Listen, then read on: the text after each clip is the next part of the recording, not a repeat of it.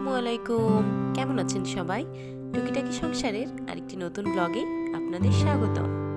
অনেকদিন পরে আপনাদের সাথে একটি ডেইলি ব্লগ শেয়ার করছি। তো আশা করছি সবাই ব্লগের সাথেই থাকবেন। আর আজকের বারটা হচ্ছে মঙ্গলবার, আর এখন বাজে প্রায় বেলা 1টা মতো। তো আমি সকালের চেম্বার শেষ করে বের হয়ে গেছি।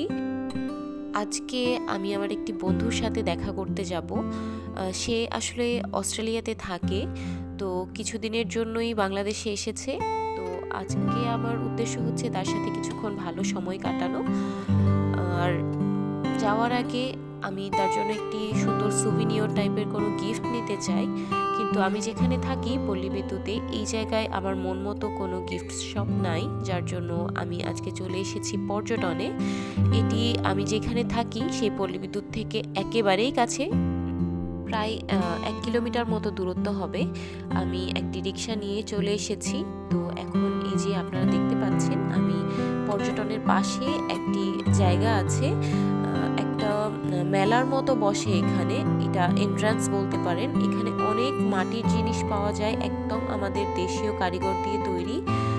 তো এই জায়গায় না ছোট ছোট অনেকগুলো শপ মিলিয়ে এই জায়গাটা আসলে তৈরি, যেখানে অনেক ধরনের মাটির জিনিস পাওয়া যায় এবং খুবই স্বল্প মূল্যে। এই যে আপনারা দেখতে পাচ্ছেন এই ফ্লাওয়ার ভাসটা, এগুলো 100 থেকে 200 টাকার ভেতরেই। এই যে এখানে অনেকগুলো কাপড়িচের সেট আছে যে দেখতে পাচ্ছেন, এগুলো 50 টাকা থেকে শুরু।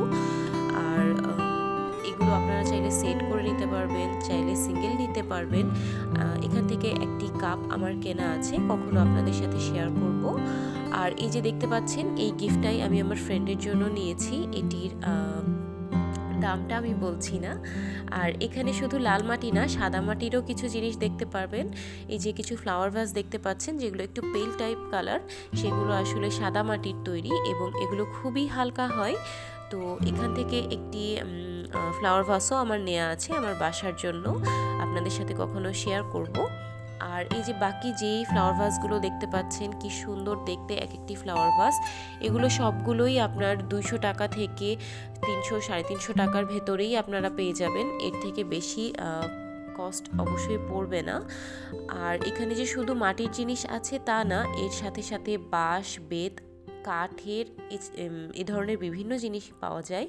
এই যে দেখতে পাচ্ছেন এখানে আরও একটি শপ, যেখানে মাটির হাঁড়ি, পাতিল এবং ব্ল্যাক কালার করাও কিছু পাতিল আপনারা দেখতে পাচ্ছেন এখানে। আর এছাড়াও আছে বিভিন্ন আর্টিফিশিয়াল ফ্লাওয়ারের দোকান। এই যে দেখুন, এখানে একটি লিলি আছে যা আমার খুব ভালো লেগেছে। আর এছাড়াও দেখতে পাচ্ছেন এখানে বিভিন্ন পিঠার ছাঁচ, এছাড়া যে কাঠের আমরা বিভিন্ন জিনিস ব্যবহার করি, খুন্তি টাইপের, এবং হচ্ছে যে বেলুন পিঁড়ি বলা যায়, সেগুলো সব জিনিসই আছে। তো আমি এখন এটার যে এক্সিট গেট আছে সেটা দিয়ে বের হয়ে যাচ্ছি। এটার এক্সিট গেট দিয়ে যেতে লাগলেই হাতের বাম দিকে ছোট্ট একটা শিশু পার্কের মতো দেখা যায়। আর এই যে সামনে দেখা যাচ্ছে মেন রোড।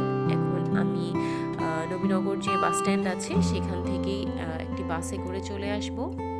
তো চলে এসেছি। আর এই যে আমার ফ্রেন্ড আর তার কিউট একটা বেবি আছে। অনেক দিন পরে আমাদের দেখা, প্রায় 2 বছর হয়ে গেল। 2 বছর পরে আমার ওর সাথে দেখা হয়েছে, আর আমাদের খাবারও চলে এসেছে। আর আপনারাও যদি আমার ব্লগটা ভালো লেগে থাকে তাহলে একটি লাইক কমেন্ট করে ব্লগের সাথে থাকবেন, এবং ভালো লাগলে আমার চ্যানেলটি সাবস্ক্রাইব করে বেল বাটনে একটি ক্লিক করে দেবেন। তো এই যে দেখুন, আমার ফ্রেন্ডও আমার জন্য কিছু গিফট নিয়ে আসছে সেই অস্ট্রেলিয়া থেকে। এখানে সে আমাকে 2টা পারফিউম দিয়েছে ইম্পালসের, অ্যাকচুয়ালি বডি স্প্রে। তো আমার কাছে এত সুন্দর লেগেছে এগুলোর ফ্রেগনেন্সটা, বলার মতো না, খুবই সুন্দর। আর সাথে কিছু চকলেটস, এর মধ্যে আমার খুব পছন্দের একটি চকলেট আছে কিটক্যাট, কিন্তু এটি আনতে গিয়ে আমার ব্যাগের ভেতরে এটার অবস্থা খুবই খারাপ, হাড়গোড় সব এক হয়ে গেছে। যাই হোক, খাওয়ার জিনিস ব্যাপার না। আর এছাড়া আমি যখন সাভার গেছিলাম, সেখানে বেস্ট বাই থেকে আমি 2টা খাবার প্লেট কিনেছি, যেগুলো আমার কাছে খুবই অ্যাস্থেটিক লেগেছে। আপনাদের কাছে কেমন লেগেছে অবশ্যই জানাবেন কমেন্টে।